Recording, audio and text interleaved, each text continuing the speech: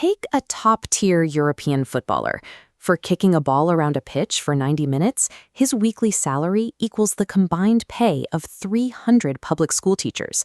We have built an economic system that eagerly finances mass entertainment while actively starving the institutions responsible for cultivating the minds of the next generation. This is the hallmark of the old world order, a system where capital flows towards instinct-driven distractions rather than productive intellectual development. In professional sports, the athletes at the top are often only marginally more skilled than those in the lower leagues. Yet because the market is rigged to celebrate a few superstars, they capture a 1,000-fold winner's premium. When the rewards for entertainment dwarf the investment in intelligence by this magnitude, the meritocracy becomes a game of numbers. By overfunding the stadium and underfunding the classroom, the system ensures the majority remains a passive audience instead of a generation of geniuses.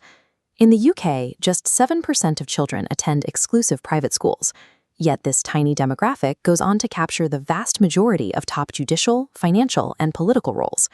That leaves the remaining 93% stranded in an anomic wilderness of underfunded state schools, stripped of the resources necessary to compete.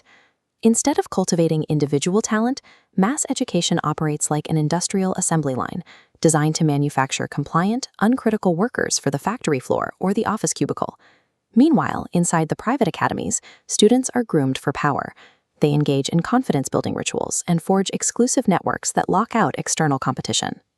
By keeping the majority poorly educated and distracted, a small dynastic class insulates itself from any real threat to its wealth and authority.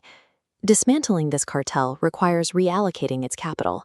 A 100% inheritance tax on dynastic wealth would immediately fund the infrastructure needed to provide elite-level resources to every citizen. But funding alone fails without a structural overhaul. Standardized one-size-fits-all curriculums must be replaced with bespoke learning models based entirely on psychological categorization.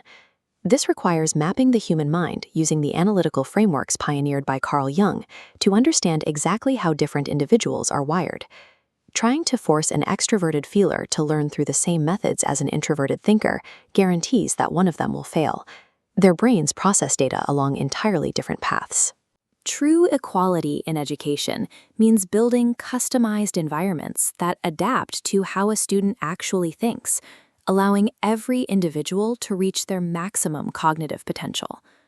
Nobel laureate Daniel Kahneman established that human consciousness operates on two distinct tracks: rapid automatic instinct and slow, effortful logic. The automatic track, System 1, is our animalistic baseline. It chases pleasure, is relentlessly exploited by modern advertising to drive mindless consumerism. System 2 requires engaging the upper neocortex.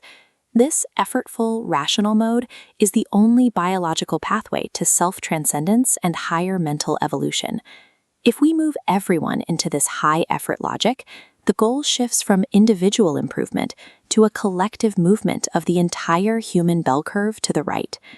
This universal project is left-wing eugenics, an anti-racist project whose sole purpose is to advance humanity's collective intelligence.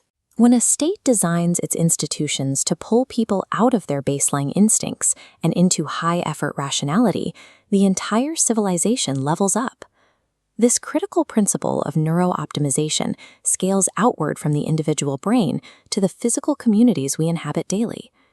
By clustering housing and neighborhoods around compatible personality types and shared interests, residents are surrounded by natural allies, effectively eliminating the friction of mismatched social wiring.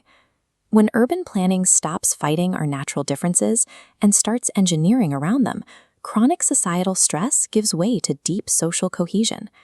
Instead of a population living vicariously through a handful of isolated athletes and celebrities, we get a society of self-actualized citizens who experience work and play as the same thing. The sole legitimate purpose of any state is the psychological and biological optimization of the people living within it. The first revolution happens when you change your mind.